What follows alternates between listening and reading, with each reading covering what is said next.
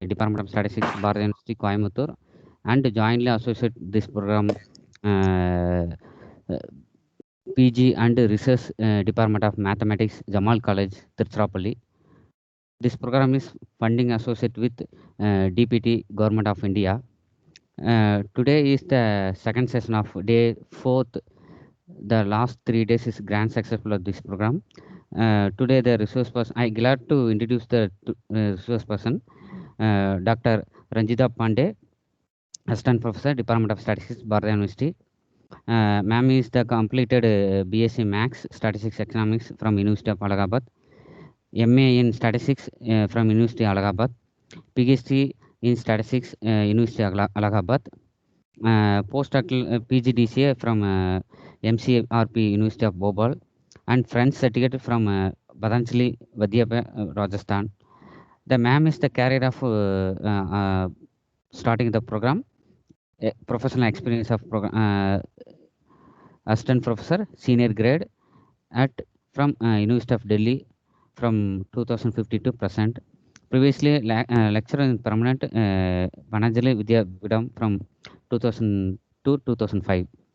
The ma'am is the associate administrative assignment, member of DC, DRC, BRS, Faculty of Mathematical Science, MPhil Committee, Purchase Committee, Syllabus Revision Committee, for MSc Syllabus Revision Committee for BSc courses, Committee of Internal Assessment Test, NAC Committee, convener and co-convener of various subject committees under FIUP, Anti-Eve Testing Committee, Committee of Course for Honors and Postgraduate Studies, Workload Committee, Committee for Drawing Up, Panel for Appointment of Assistant Professor in the colleges and Department on ad hoc basis, Admission Committee, Board of Moderated for various undergraduate and postgraduate courses, Internal Audit Committee, Coordinator of MPhil Committee, External Work, Nodal Officer of the Department of NAC Committee, Superintendent of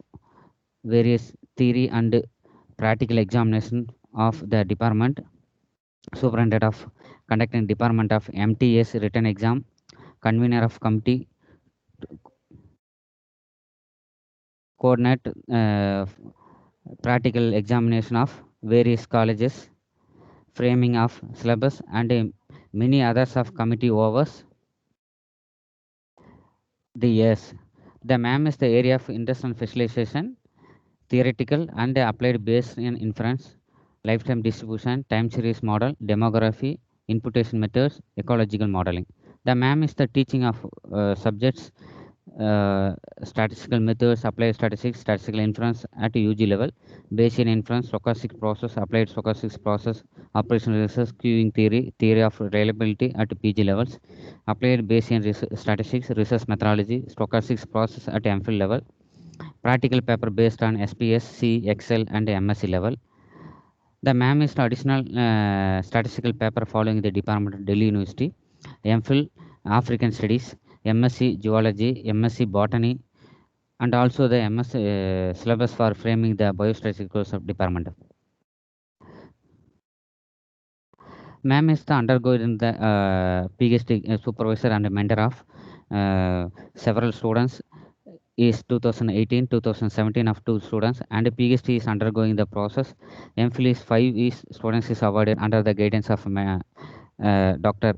Ranjita Pandey, and associate with the several faculty, morality, population density of reviewer of estimation of program, submitted the process, the monography. MPhil is undergoing the process. MAM is the publisher, the reputed journal of more than 200,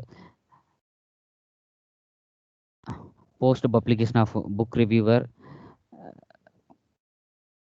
information geometry and population genetics, the mathematical structure of the Wright Fisher model by Julian Hofreis, Jerfen Jost, and the Todd Taran Springer of 2017. The previous MAM is the publisher the pre-publication of books, contributed new few questions and reviewer of based on the pre-publication Indian edition of book Pearson, the global edition of statistics, the art of the learning from the data, the ISPS of functions, The publication of last 2 years is shortly is there several. The ma'am is the Sir, conference organization president. Ma'am, few minutes I completed, ma'am. Next, the ma'am is a research project of major and minor of projects. The associate with the professional body awards and the fellowship decisions of research fellows and other activities of the various academic programs. Now I request the today special address Dr. Ranjita Pandey, Assistant Professor, Department of Statistics, Bharathiar University, Coimbatore. Welcome you, ma'am. thank you, sir, for such Thank you a very much, ma'am. nice introduction, sir. And Okay, thank ma'am. you for inviting me here at this platform where I can interact with all these young, budding, and uh, intelligent students. I'm very thankful that I am interacting across the state during this pandemic. Also, I can connect with you. So, thank you for inviting me to this platform. This was very short notice, so I decided, keeping in view the target group that we have, I was told we have students from mathematics and statistics and other areas, computer science. So, cutting across these different disciplines in such a short notice, I decided to keep the talk very general. But each of you at the end of the talk will be intrigued to know more about this area. And I believe at the end of the talk, each of you will have some new learning, something new you will get to know. Right. So I thought since all the students are from the scientific disciplines, I will speak on scientific evidence today. Now, this evidence, I myself from mathematics statistics background, so this evidence, how we use for the reasoning in the mathematical areas, in the statistical areas, in the objective areas, right? Where we do not incorporate any subject information, like everything is through the modeling or the symbols or the mathematical operators.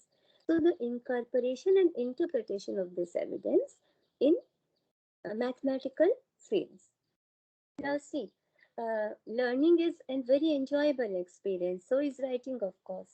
Now, I will speak about some scientific inferences and the surrounding controversies.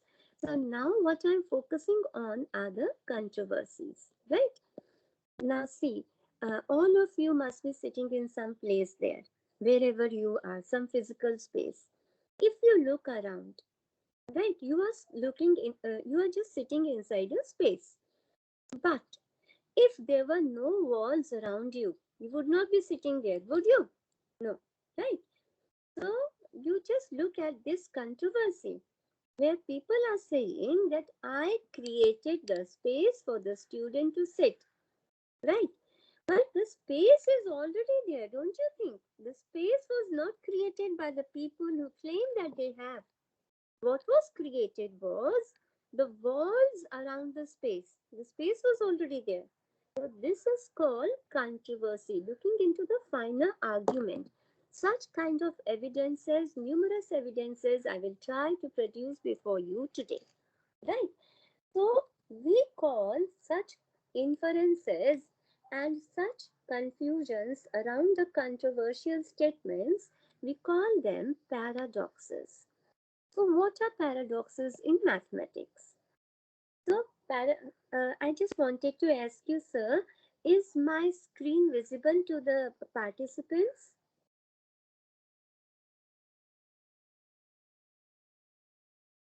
Yes, ma'am. Okay, can Or each your of yeah, can body is there, ma'am. okay. So all Okay. of them can see the whatever I am writing. Is that correct, sir? Yes, ma'am. Thank you, sir. Okay, so now we come back to the paradoxes. What is paradox? It is a kind of a statement. It is kind of a statement about a phenomena which is contradictory in nature, right? Whatever you feel in reality is not the truth. Something else is truth. This is paradox. So, what do you say is these are statements, but these are counterintuitive statements. Okay, so counterintuitive statements are paradoxes. Now, one statement I've already told you about the space. So nobody creates the space. Space is already there. No one has the potential, power, or capability to create the space. From today, remember this aspect. Okay, the finer thing inside the statement. What they will create is infrastructure around that space. So a true paradox, what is a true paradox? That will be a concise expression. That expression where somebody said, I created the space, it was not concise, remember. So it is a concise expression and that will give you a profound idea. Now, all the students with whom I'm interacting here on this platform, I believe each of you is a gem, right? So something from this talk, some idea from this talk, you will indeed pick up at the end of the talk, right? And of course, each of you will look at the same sentence differently. That is a human temperament. We interpret in a different way, right? Each of us, according to our own scientific temperament.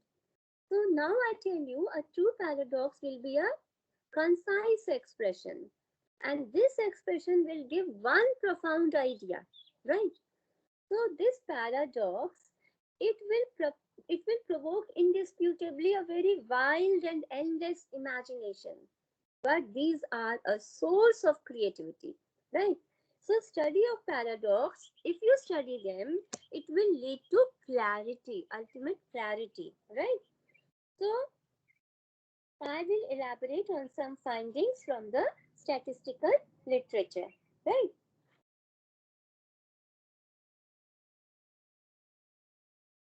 We have to be, as scientists, very critical all the time and very open minded, right? So I begin my talk now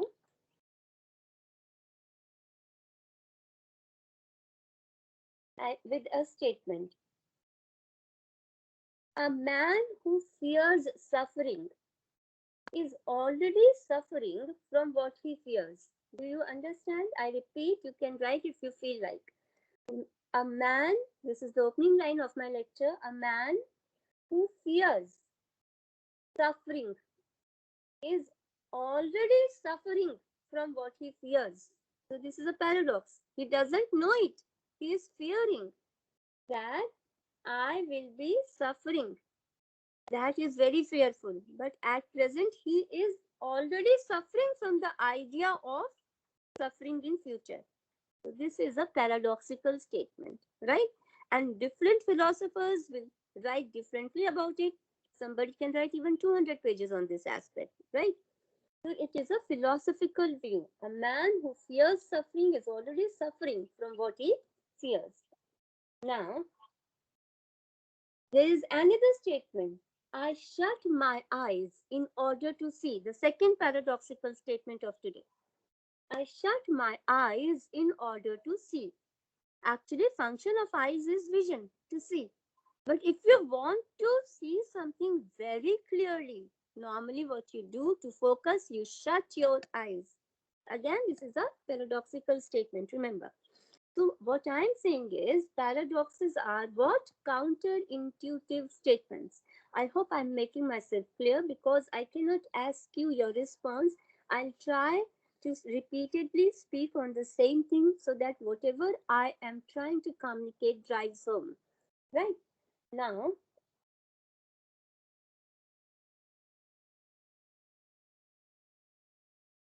probability, all of us know, is a measure of possibility. Right? Remember, probability is a measure, numeric measure of possibility. But does probability zero mean impossibility? Third statement of today. Probability is a numeric measure of possibility. But if numeric probability is zero, does it mean that it is an impossible event? No. Only based on the observations and experiences so far, I'm assigning it a value zero. Something that has not happened till today. That has probability zero. COVID never occurred before, but now it has. So before 2019, the probability was zero, but today it is not so. So probabilities change. Okay. So third paradox, I repeat, probability is a numeric measure of possibility. But probability zero does not mean impossibility. Okay. So even if I have a numeric measurement, I know it is a probabilistic statement. So it is not true for all times. It is true only for the so far observed or so far repeatable events. Right?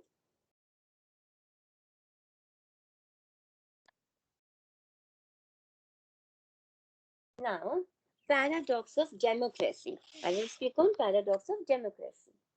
A country can have national democracy, but at the same time, there are many countries we know which have democracy, but they are practicing dictatorship, right?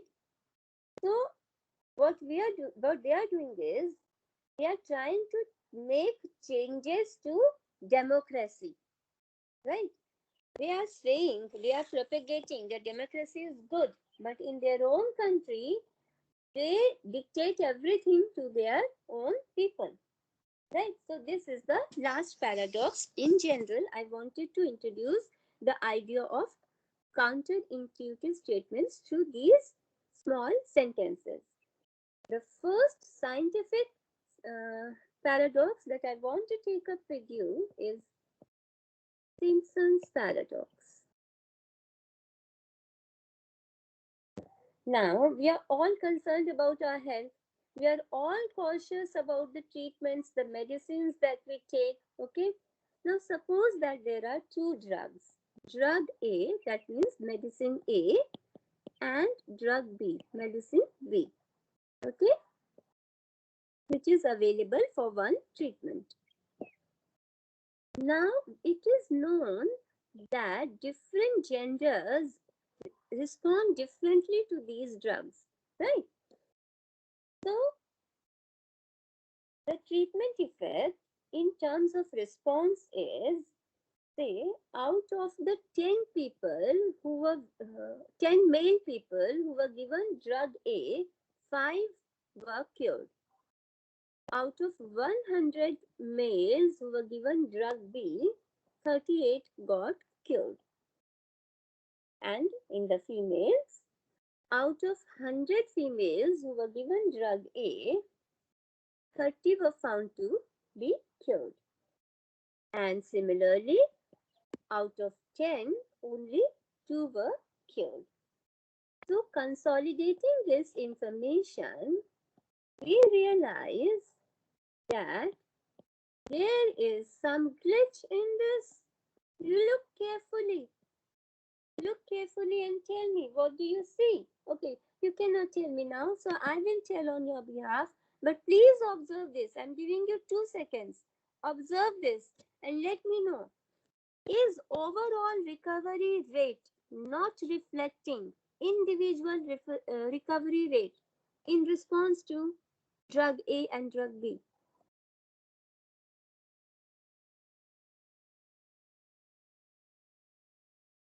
Now see, 40 on 100 Kevin, 40 on 110 is a better figure than 35 on 110. Simpsons Paradox. So overall, we see that drug B is good, is it not? Okay, please check my statements because here you cannot respond to me. So overall, if I just look at the last row of my data set, I say that drug B will be recommended for treatment of this ailment, whatever that ailment is. Okay. However, if you look into the subdivisions of this data, in this, if you look in this subdivision, what do you see?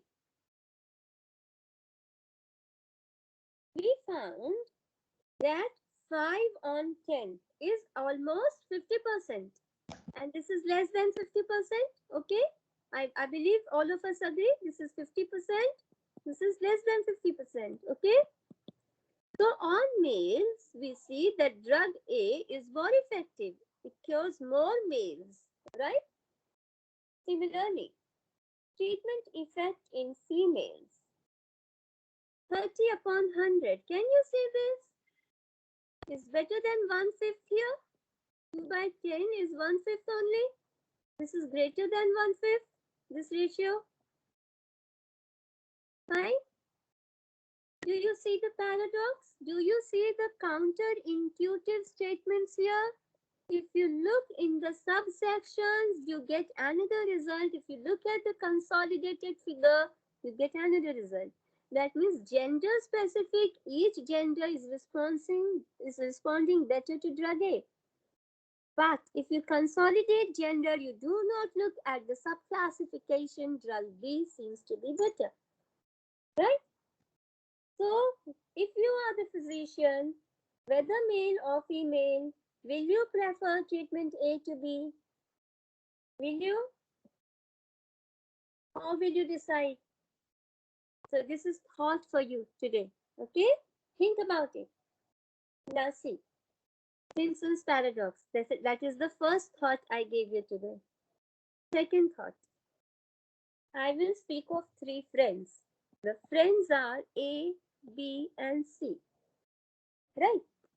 They are walking through a desert. Deserts are known to be devoid of water. There is no ready water supply in the desert. It's very scarce, right? Now, when they were traveling, they decided to carry their own bags of water. In olden days, they used to carry water in the leather packets. So this is one such leather packet. Now, there is a relationship of jealousy, enmity, and revengeness among these friends A, B, C. Try to see what relationships. A does not like B. Okay? Sorry, C. A dislikes C. So he thinks I will poison the water source, the water bag that C is carrying. So A has some plans, right? Devious plans, very vicious plans. So B also wants to murder C. But he did not know that A had already poured some poison in the water supply of C and it is contaminated. So B has another plan to kill and get rid of C. Without telling A, what he does is he makes a hole in the water bag which his friend C is carrying. Now see, the water was poisoned by A already, right? Now, when there is a hole made in this bag, then water drains out. So plan was to kill him. What do you think? B through this method saved C or did he try to kill and succeeded in killing? So the question is, who is the murderer? C eventually dies. Who is the murderer? A or B?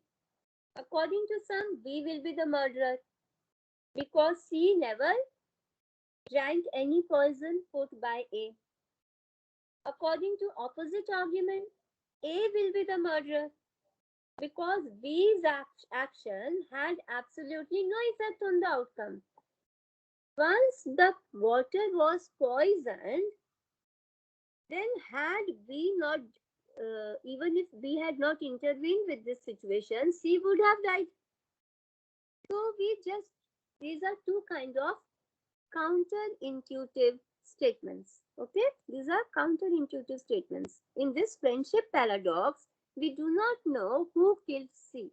So this is your second thought for today. First thought is, which medicine will you recommend to the people for getting rid of this ailment?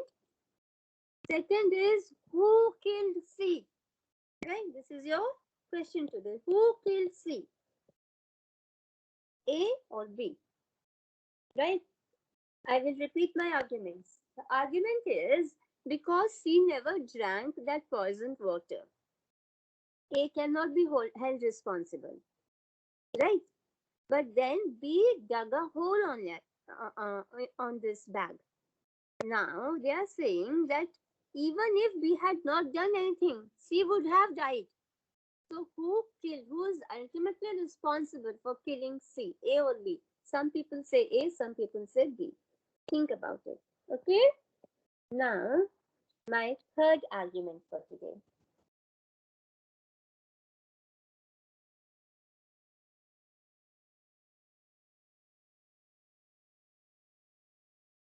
Now see, people are saying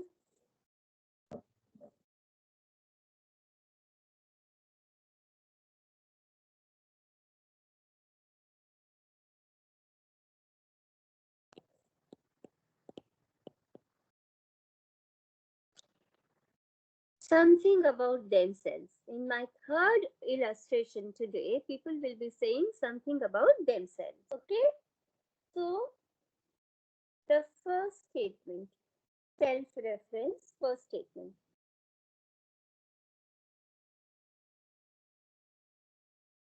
Now, see, we are saying that an individual, a human being, can perform any action. This is the statement, okay? Can perform any action. If this is true, if this statement is true, then this human being, this individual,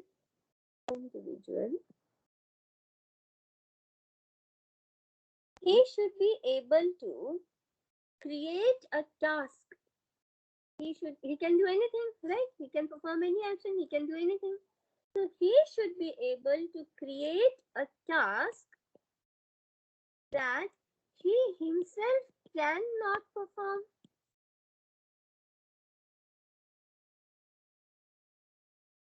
So if he can do anything, then he can create something that he himself cannot perform. And once this is also true, then this statement becomes false. Is it not so? Think about it. So this is self-reference paradoxes. I will take a series. So do you see that? Okay. So for example, if I say that I can create a rock which is so heavy that I cannot lift it. Now can you think about it? I can perform any action. I've created a very heavy rock which I cannot lift. So I cannot perform myself. So this becomes false. Right? So if I cannot create such a stone which I cannot lift, then my first statement is already false. If I can create a stone which I can lift and which I cannot lift, then it becomes false. If I cannot create such a stone which I cannot lift, then also it becomes false. Do you look at my argument? Okay, self-reference. So this is the first in the third series of examples, self-reference. Again, this is paradox, okay, counterintuitive. So we have to look for mathematical reasoning here. Now the mathematical, see, my topic today is, I repeat, my topic is scientific evidence for mathematical reasoning. Today I am covering scientific evidence. I am giving you two opposite views on the reasoning.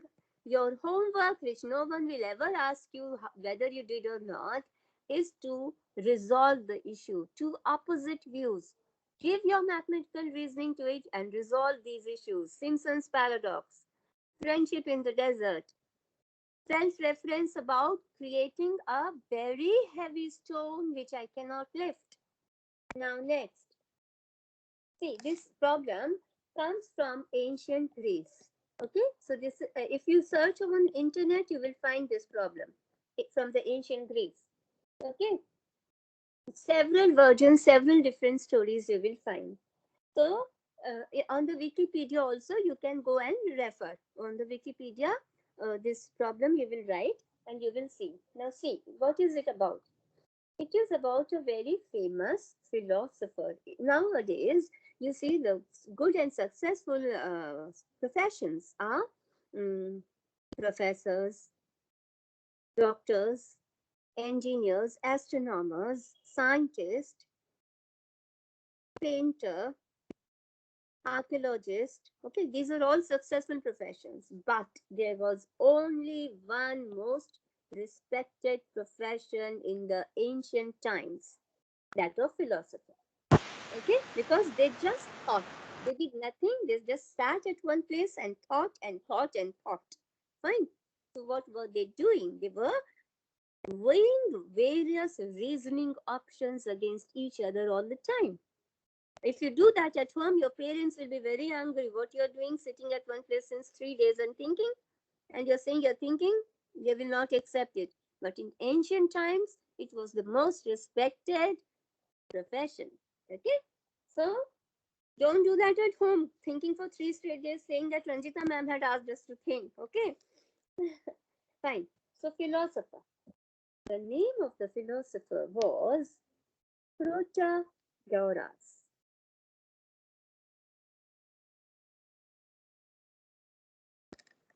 His student, this was a teacher. His student, he also became a very famous philosopher.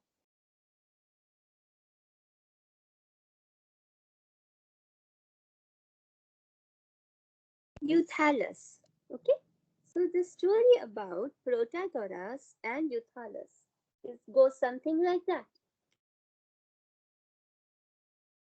The teacher started teaching the student. The understanding between them was whenever the student won his first argumentative case, then he will pay his teacher, not during the teaching time, but after he has completed his course. And then the first time he goes and wins his philosophical arguments at some platform, earns money from there, then he will pay his teacher, right?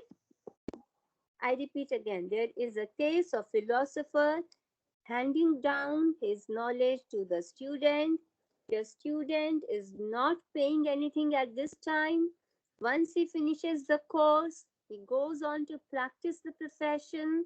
The first case which he wins, from that money, he will pay his teacher. Okay? I hope I'm clear. Now, this Protagoras, the teacher, he demanded money as soon as the student finished the course. Right? The student completed his education under the guidance of teacher. And Yuthala said, I have not yet won any case. So how can I pay you? So teacher became very angry. He filed the case in court. So Yuthalas fought his own case in court. That was his first case. Okay. At the court, the teacher argued that if the student won the case, the student has to pay the money. And if the teacher won the case, if the teacher won the case, then also student has to pay, because the case is about paying the teacher. Now, do you look at the paradox? I repeat, the teacher and the student have an agreement that the first case which the student wins in court, that fees will go to the teacher towards his fees of teaching. Now, as soon as the course is finished, Protagoras, he says that now you give me my money. Otherwise, I'll go to court, and he goes to court. In the court, now see, by all means, Protagoras will get his money. Because if the student loses, even then, the case is, the stake is that he should pay the money. The stake is for paying the money. So even if he pays, even if the student fails, he has to pay. But the student now argues that if he wins, then by court's decision, he will not have to pay. If the student wins by court's decision, he will not have to pay the teacher. And on the other hand, if he loses, then according to the agreement, he has not won a case. So he cannot win the case and therefore he doesn't have to pay. Now look at the counterintuitive thing, okay?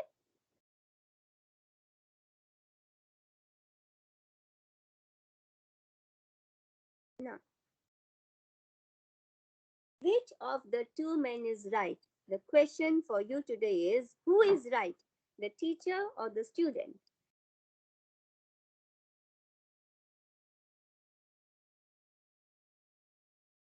Do you understand the question? In the self-reference category from the ancient Greece, which of the two men is right? This is the paradox.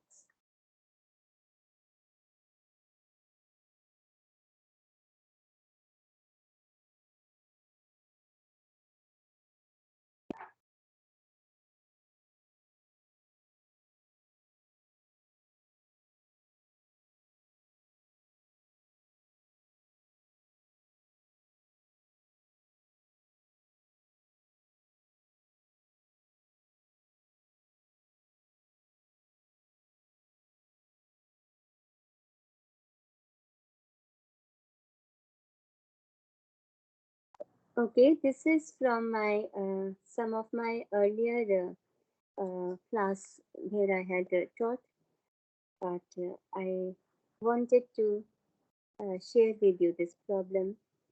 It's called racing car problem.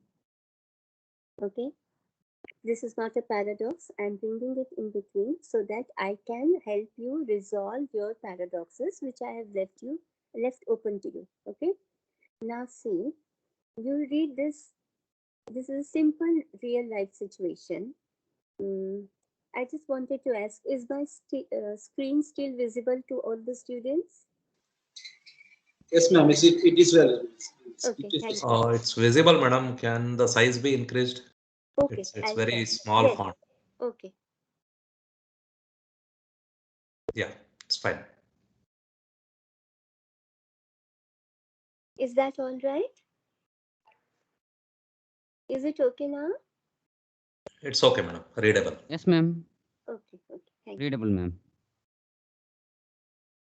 So these are some fun exercises which I had taught at some other place. So I'm sharing with you just to lead you to the intuitive argument. Which of the two reasonings is more correct? Okay. So I will present this racing car problem to you. Let me introduce this as the original problem. The original problem was during World War II, the Germans were very efficient in technology. So they were very they were very scientific in temperament. They were very meticulous in their data keeping, in their inventory maintenance. So they had very high level of army tanks with them in that era. So the Allies, they didn't have it. Now, Allies wanted to know how many tanks these Germans have. So, the statisticians during that time, they devised a strategy for estimating the total number of tanks which the enemy might be having. So that was done by using a gap estimator, GAP, gap estimator, right? Now, in the defense, if you do some research, there is a period, for example, 40 years. They don't publish this research. So this research was published in 1978 in Journal of American Statistical Association, JASA. Fine. So I downloaded it from there, I read it, and then I read an illustration on that problem.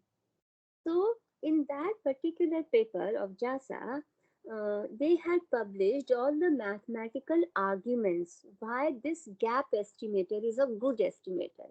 They had shown that it had all the good statistical properties, for example, unbiased, consistent, minimum variance, and so on, right? So that paper, based on that paper, we know, we have confidence that gap estimators are good, right? So the problem was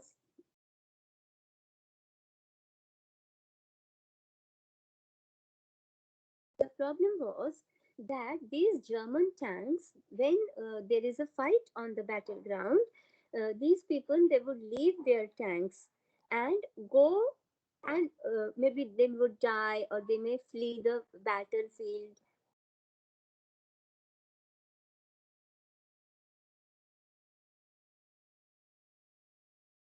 So uh, these allies, they had some tanks which they had captured from the battlefield. Now, in that battlefield, maybe let us imagine three were caught. Three tanks were caught. So each of them, as I told you, they were very meticulous with their inventory management. Each of them was numbered serially.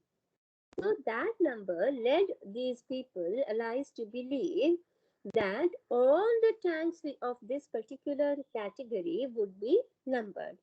Now they were interested in the highest number, the total number of tanks which were produced in this way, right? So gap estimator helped. How? That I will introduce another problem now, the racing car problem. So our latecomer to automobile race, he observes this can be a horse race also, right? So something, you visit a scene where some events have already occurred and some are going now.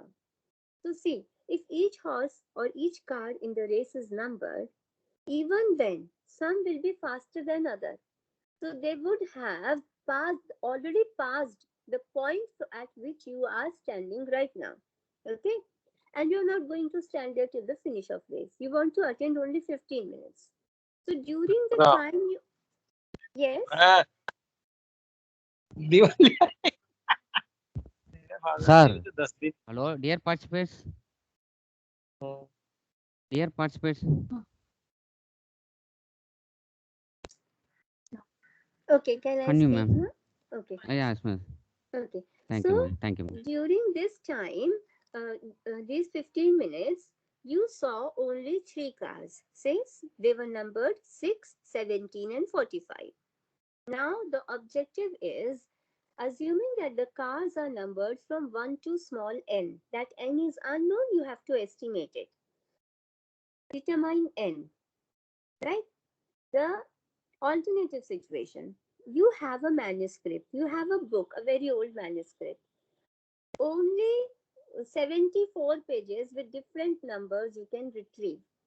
Okay, the largest number in the sequence is 187. You want to estimate total number of pages in the book. So these are 3-4 different situations: horse race, car race, battlefield tanks, or maybe the number of total pages in a book, right? So how you can estimate the maximum from the whole? So what we do is this. I'm telling you, I'm sharing with you a scientific strategy to determine through the mathematical reasoning which is the correct statement. So if you pick the maximum of the car number which was observed in the sample as the representing maximum of the population also, then also it is correct, because you may underestimate but you will never overestimate, right? But in this, the obviously the problem is of underestimation. Now, if you underestimate, then what is the chance and how much of underestimation can be done? For that, I have devised this case study. Let us say that there are 5 cars in the race. I'm telling you that you have to estimate small n as 5. Okay?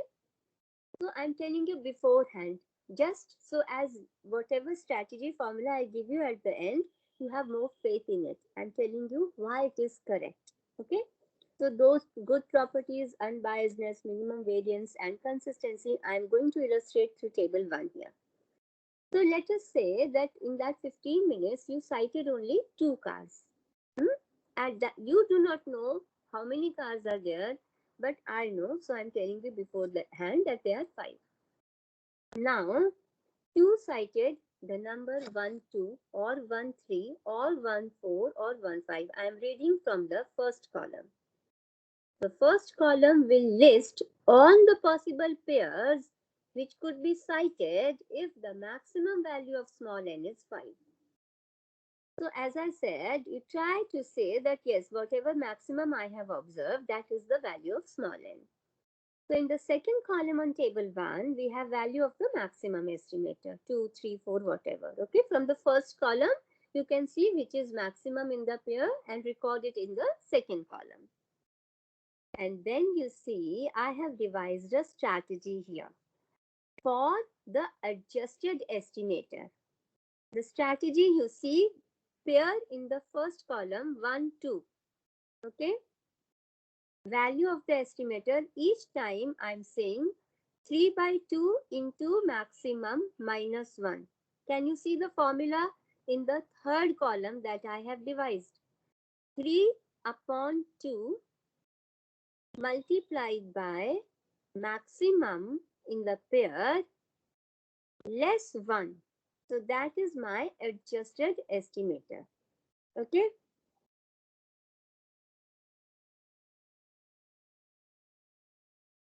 How we have done this? We have computed average value from column 2. So in column 2, I already have all the maximums.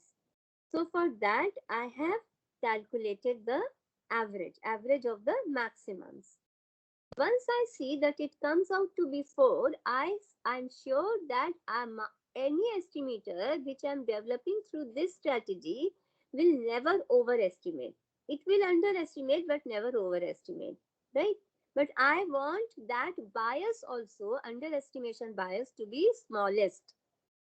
So I just see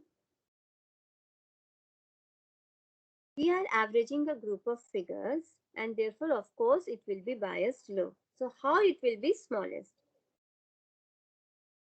Those who are from statistics background, they will know that this is from this knowledge expectation that the whatever is maximum will be smallest than the actual maximum, the true maximum, right? This comes from central limit theorem. Now see, the maximum could be when you are watching a pair. The maximum could be, possible maximum could be 2, 3, 4, 5. The frequency with which it is observed, I have picked up from table 1, column 2. The frequency with which 2 is observed. It is 1.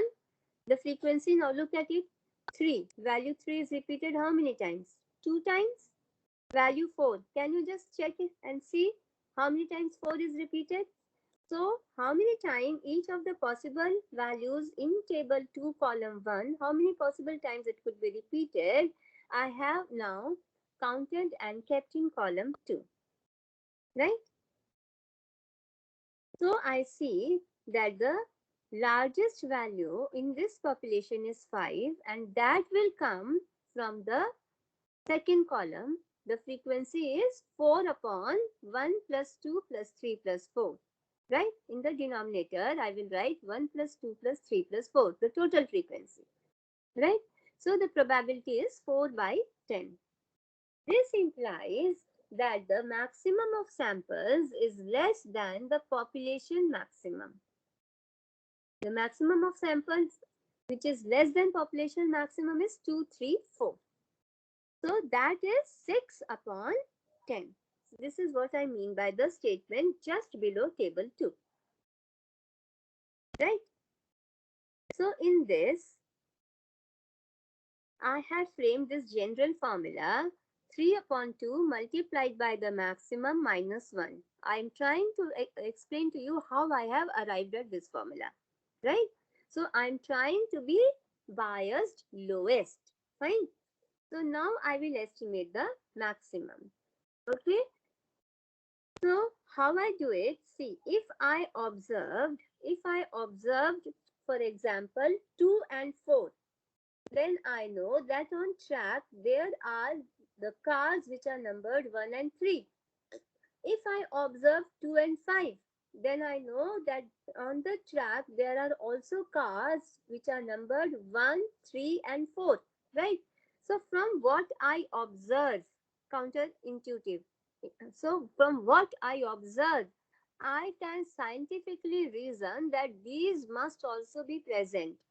Okay? So whatever is not cited, I can count that also within that maximum observed. And so if I see, for example, 6, 17 and 45, these numbers are observed, then how many are not observed? 42 are not observed. So out of a total of 45, the gap estimator becomes 42 upon 3, the average number which are not observed. So this is the key to framing of the formula. 42 upon 3. Okay, so if I was there, I would have asked you whether you have understood. So here I just repeat it once more. Okay, so what I'm saying is the gap estimator is developed by estimating the number of items which I am sure are there, but I have not cited. So if I have cited 3 and the maximum value is 45, that I am sure 42 I have not cited. For every 3 estimators, 42 are not cited. Now I'm rephrasing my statement. For every 3 observed, 42 are not cited. So the average gap estimator is 14. That means for every 1 cited, 14 are not cited. Right? So which means above 45, there should be an average gap of 14. So I will add this average gap to the maximum and get the value as 59. So this is how I had framed my formula, right? So look at this, 45 plus 45 is the maximum value. So you see I was already all the time adding maximum value. 2, 3 in the third column, just see, I am just multiplying by the maximum value, 2, 3, 4 just before the minus sign. These are all maximum values. Okay. And then, yes, you have understood correctly. That is the gap estimator. So whatever I have not observed is 45 minus 3. So on an average, per observation, what I have not observed is 45 minus 3 upon 3. So in other words, you see, I have now devised this formula. Please look at this carefully. All of you are mathematics background students, and because I'm not there, I cannot explain it further. If you wish, you can take a screenshot of this. You can take a picture of this screen if you want to learn how to frame a formula for the gap estimator. And in your small birthday celebrations and other things also, you can have this kind of a game, right? So this, I just want to share this formula with you. So you see, ultimately it comes out to be capital M, the maximum value of the population, is equal to small m multiplied by k plus 1 upon k, right? K is whatever you have observed, 3 you have observed. So 3 plus 1 upon 3, and always less 1, minus 1. So that is, this was, I have written as in the end, then this was actually used in World War II by Americans, by the Allies, and this was published about 40 years later.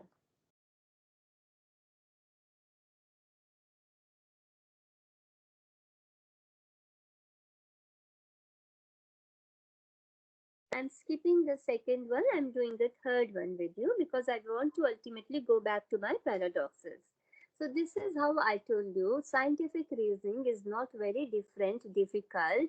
It is just at the end of my talk, who will go in which direction depends on your own potential and efforts. Okay.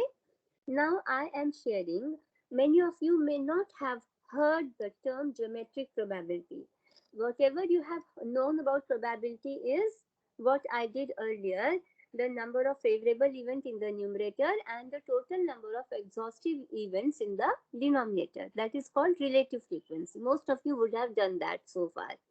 Some of you would have known geometric probability, especially the statistics student would know, but for the others, this would be a new term, no problem. What I'm doing is, I am trying to tell you about a paradox through probabilities, and in this case, I'm bringing out the scientific proof in the form of geometry. So I will show the geometry of probability to you rather than taking the relative frequency concept. Okay? So you just read what I have written as a problem. I'm giving you 2 seconds.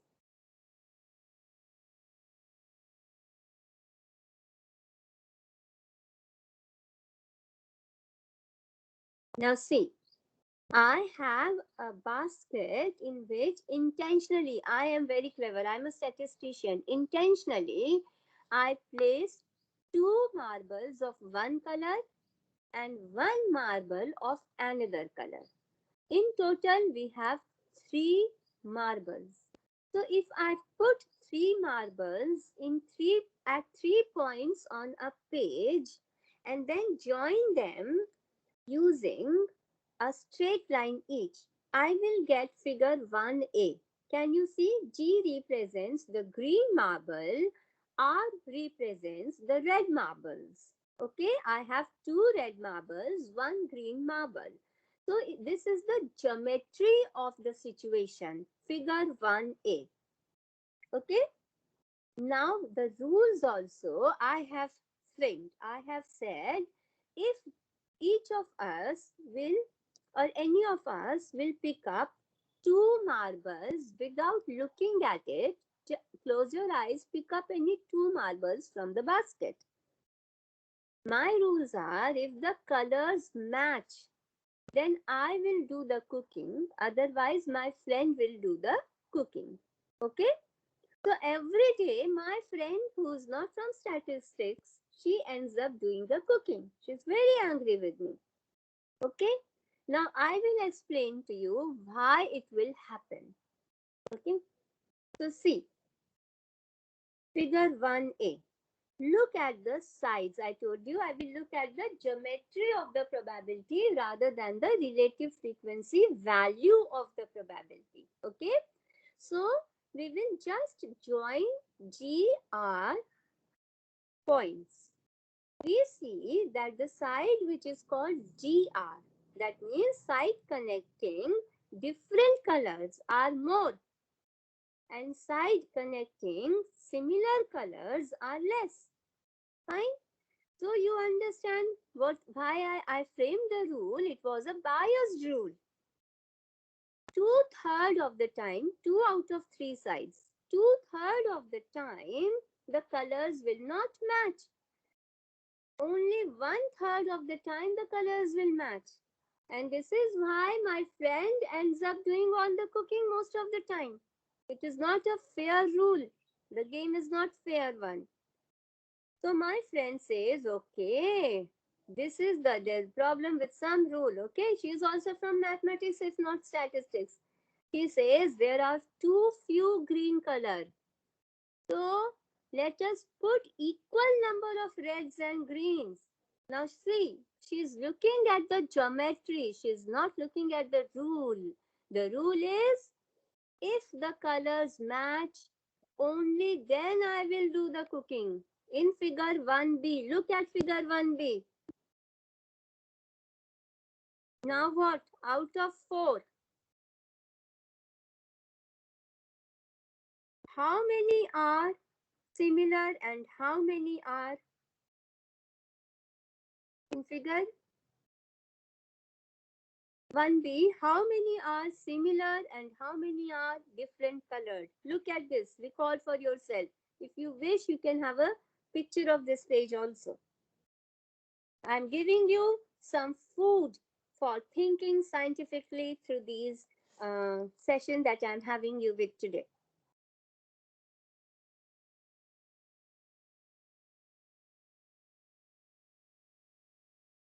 So in this situation, in figure 1b,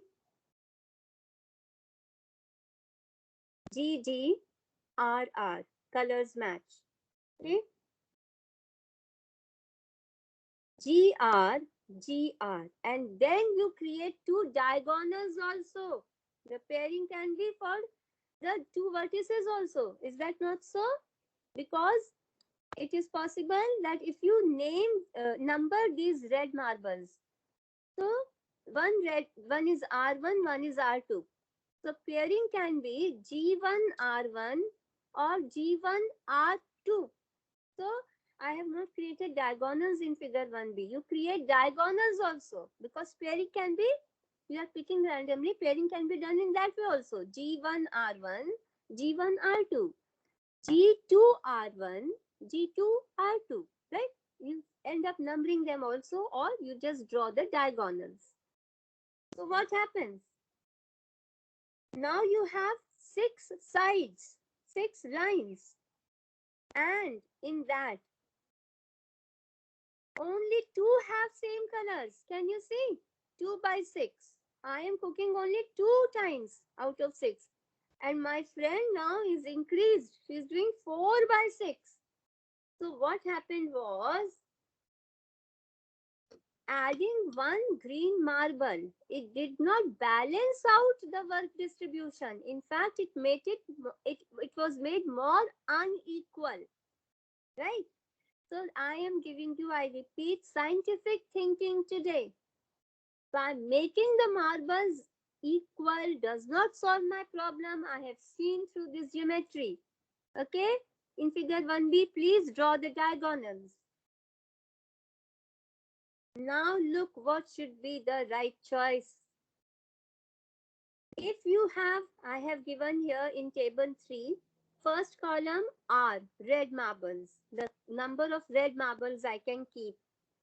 Each row represents different combinations of the count of red marble and the count of green marble. Okay? The third column gives me the total number of marbles of all the colors. Okay? I repeat, the rows represent the number of colors, and the last column represents the total of individual colored marbles. I have 4 rows here, therefore 4 cases have been illustrated by me. The combinations that I suggest is, you keep 3, 1, 6, 3, 10, 6, 15, 10. Where these numbers come from, I will tell you. Okay, so these are called triangular numbers. 1, 3, 6, 10. See, 1, 3, 6, 10. Can you see the green column, G column, table 3, column 2. 1, 3, 6, 10. Okay, these are called triangular numbers. So the triangular numbers, how they arise? Just consecutively natural numbers, keep on adding them by pair. Okay, 1 plus 2, it becomes 3. So now you have 1 and 3. I have tried to illustrate it geometrically also using these small red dots. Is that clear now? 1 plus 2 will give me 3. 1 plus 2 plus 3 will give me 6. 1 plus 2 plus 3 plus 4 will give me 10. Can you see progression of the triangle in this picture? Is it clear? Is it visible? You can continue to add more columns there. Okay? So this is the trick. The reasoning is normally not so easy. My friend said, okay, make the number of red and green marbles equal. And it was still further unbalanced. So sometimes solutions are achieved through mathematical arguments called the scientific reasoning. And that here in this case is achieved by, the fair game is achieved by the triangular numbers, where you get equilateral triangles. Okay, so So I have given why it should be a fair game. Again, this is a research paper and the result was there. I have simplified it in terms of the marbles. So this compilation, these two examples which I have shared with you today, I'm just trying to make the computations easy and to do away the fear of statistics.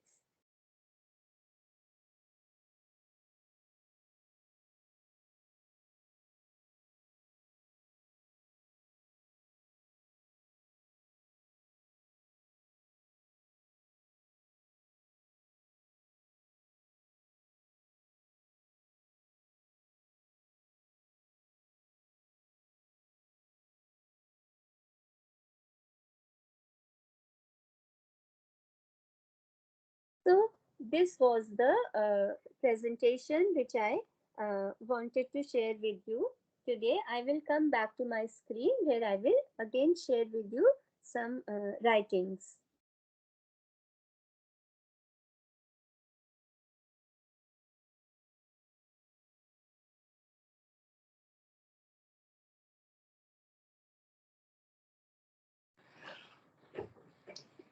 Okay, so we come back to the paradoxes.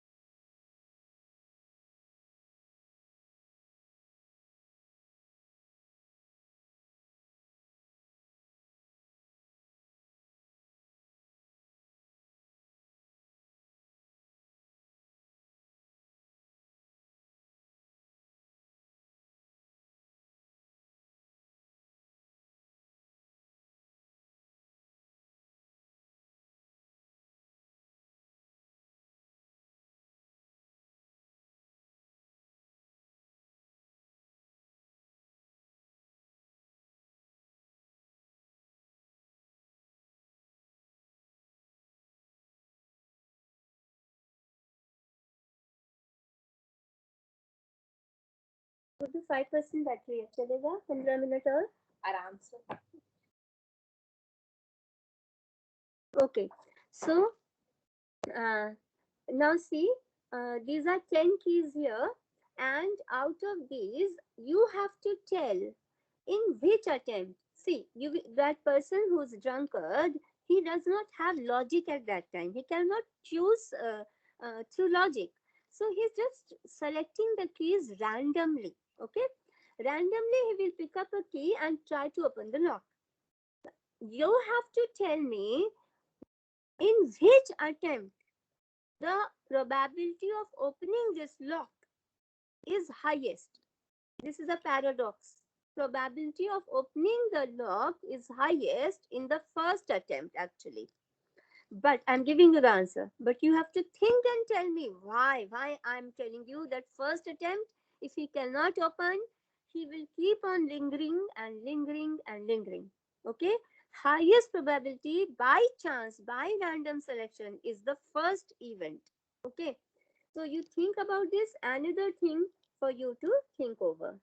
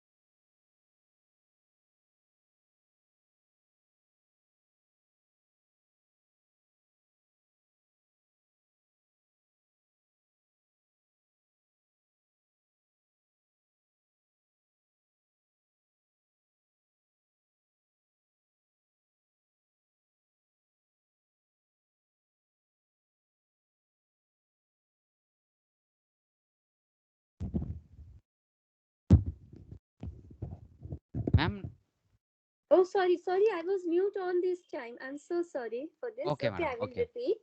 Okay, Uh, madam. Okay. the last session, I will end by helping you understand the dilemmas which people have while making inferential reasonings, right? So these small sentences I have compiled from a newspaper in 2017-18. Okay, as I told you, this was a very sudden talk for me.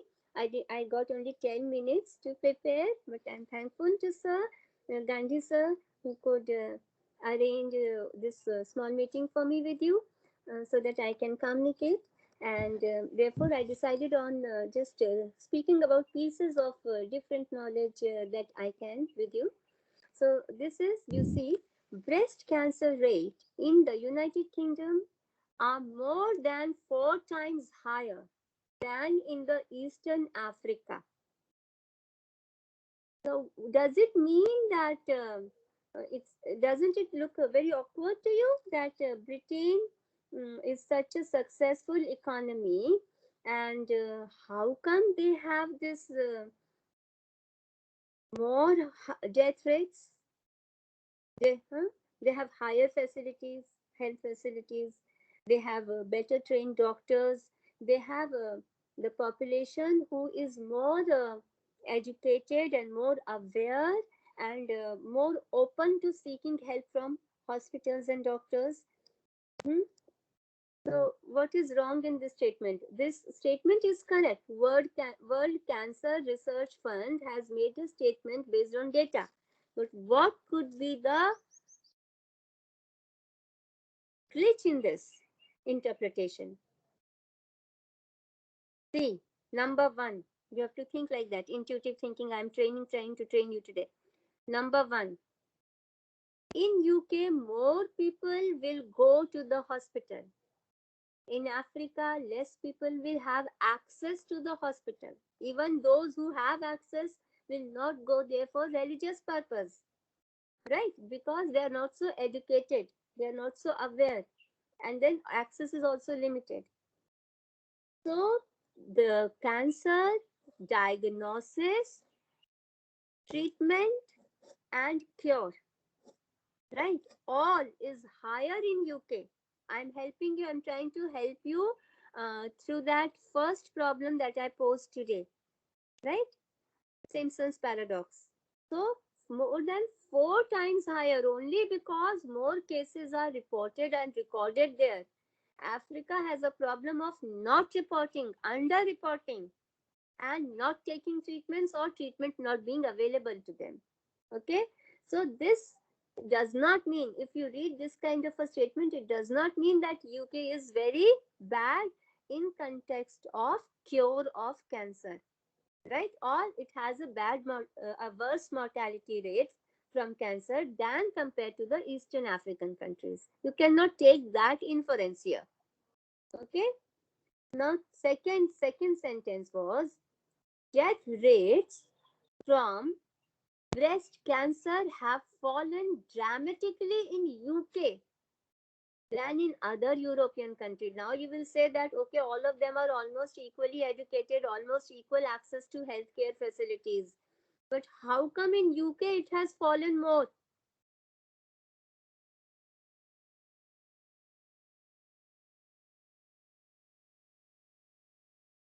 Actually, in UK, thus in the beginning, thus read this. England began with the worst death rate in the beginning, and then compared to their own, because this is a relative statement, compared to their own situation, they have improved. So see, the values are also very close. Okay, from in 100,000 English women, 42 used to die in 1989 and 30 in the other European countries, right? And later on, it came out to be more. So this is kind of a thing which I want you to read carefully. I will stop for 2 seconds. I want you to learn the logic here. Oh, I'm sorry.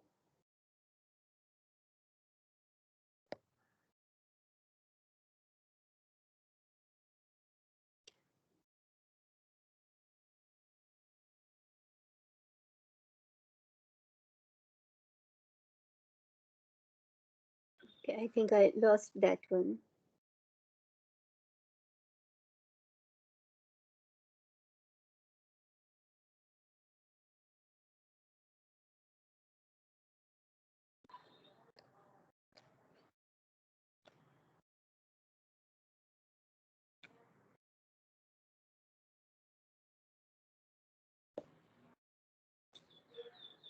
Okay, this again seems to be some problem. Okay, let it be. I have to open it.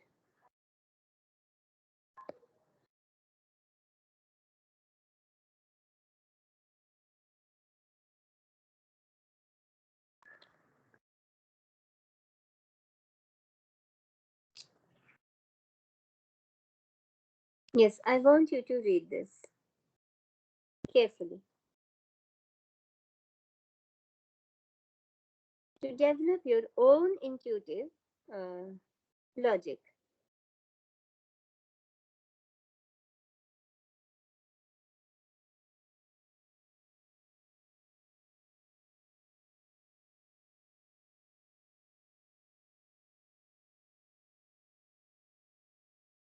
Okay, so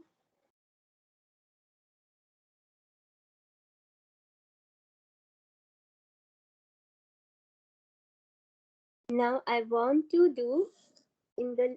Oh, I think my time is over. Is my time over, sir? Ma'am? Is my time over or can I continue? No I don't problem know. for your willing the ma'am. No problem, ma'am. Okay, 5 minutes I'll take more so that No problem. I Okay, finish ma'am. the talk. Okay, thank you Thank you. for this. Thank you. Okay, see, just look at this picture. Okay, the first picture is on the right hand side top. If you look at such a figure, you will know that we cannot untangle it. Right? We cannot untangle it. They are in it together. But how we can untangle it if this object is very elastic? Then you can unchain these two loops. And how you do it, look at the arrow, follow the arrow. This you will not get anywhere. If you want, you can take a picture of this again. So if somebody shows you such a figure in plastic or steel, then you cannot unchain it. But this you can do if it is made of a very highly elastic material. How? The arrows will lead you to it. This is also a paradox and it's called pretzel transformation puzzle. Okay. If you wish, you can take a picture from this. I have taken it from a very rare book I found somewhere. And lastly, I will resolve the paradox of the drunken man. So there are 10 keys on his ring, right? So he has to pull a ring randomly and try to open the door. Okay, so the number of trials obviously will be 1, 2, 3, 4, 150, whatever. Because repeatability is required. He is not using his senses, right? So the most likely value is 1 because those who have done statistics will realize that probability of getting the correct key is 1 upon n, right? In the second trial, 1 upon n. Third trial, 1 upon n. So you just keep on, when you have multiple events. When you have multiple events, then you multiply all the probabilities. So say 1 upon 6 multiplied by 1 upon 6 or 1 upon 10 multiplied by 1 upon 10. So product is always smaller. This is what I have written here.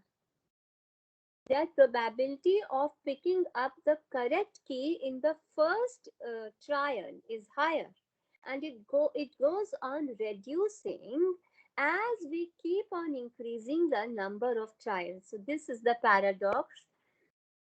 This drunken man will most likely get the right key in the first attempt.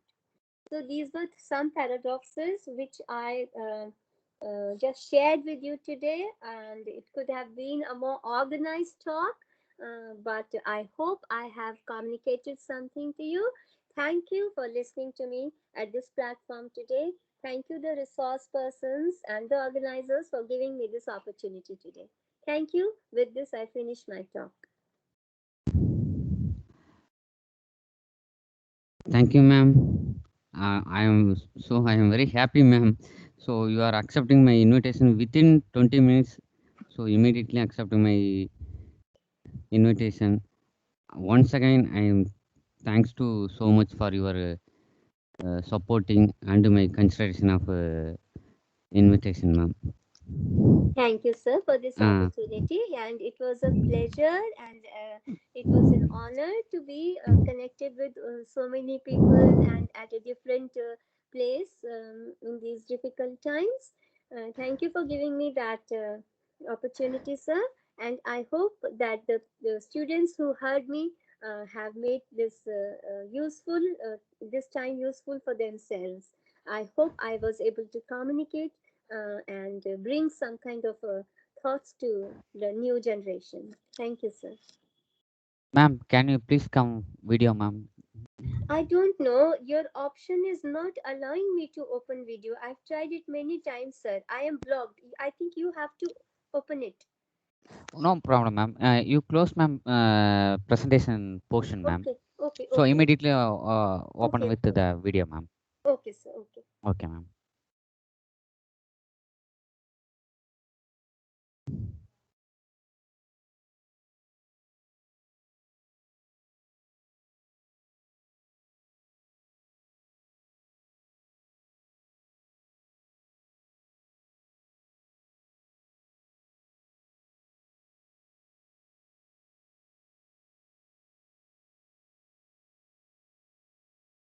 வந்துட்டாங்களாப்பா? No, sir, it is not available. I cannot switch on my video, sir. Okay, Madam, ma'am. you press that stop presenting button. Then Yes, you ma'am. That try is to turn on the Okay, video. okay, sir. the Okay, presenting stop the portion is stop enough, ma'am. presenting. Immediately open the video, ma'am. Okay, sir. Stop presenting. Stop.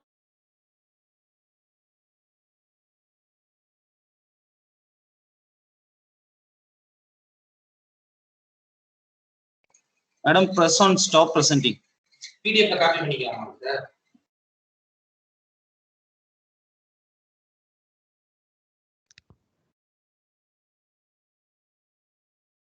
Yeah, now you try to turn on your video.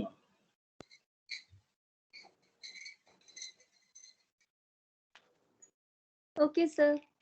Yeah. I don't know. Yes, ma'am. Thank you. I have talk on as this is Okay. the formal. We are working for a government university, ma'am. They take recruit for some process, ma'am. Okay, sir.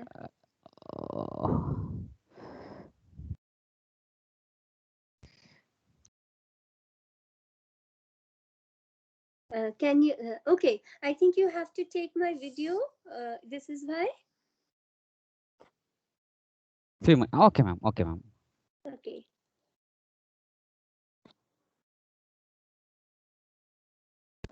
Participants, feel free. We discuss with the ma'am. Depends upon. Yes, Sessions. yes. If you want to ask any questions, you can ask.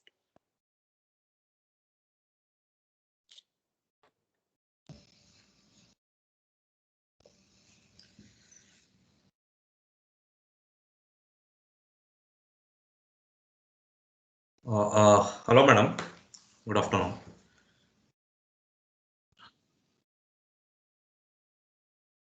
Can you hear me, ma'am?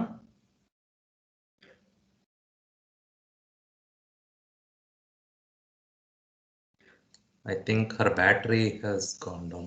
Ma'am, audible, not audible, ma'am, for your voice, ma'am.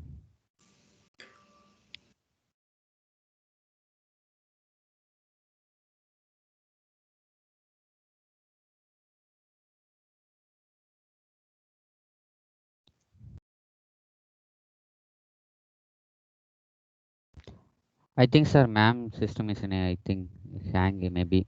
Yeah, possibilities, battery sir. was very low. Yeah, yes, sir, yes, sir. That's the reason. It's okay. Okay. Practice. So tomorrow is generally for regular time, sir. Tomorrow for 10 to maybe join 10:15. That is very nice. Okay. Okay, sorry, I was disconnected in between. Okay. Okay. If my No role problem. is over, I can leave. And if you have questions, please ask me. Okay, ma'am. Thank you, ma'am. Once again, thank you for your presenting session, ma'am. So Thank you I so much. great pleasure too, ma'am. It's a welcome my pleasure, ma'am. Okay, ma'am. Thank you, ma'am. Thank Thank you. you very much, Thank ma'am. you. Okay. Okay, dear participants, already I post the feedback form. Kindly fill the feedback form. Tomorrow we'll start 10 o'clock. Sir. Okay. Yes, sir.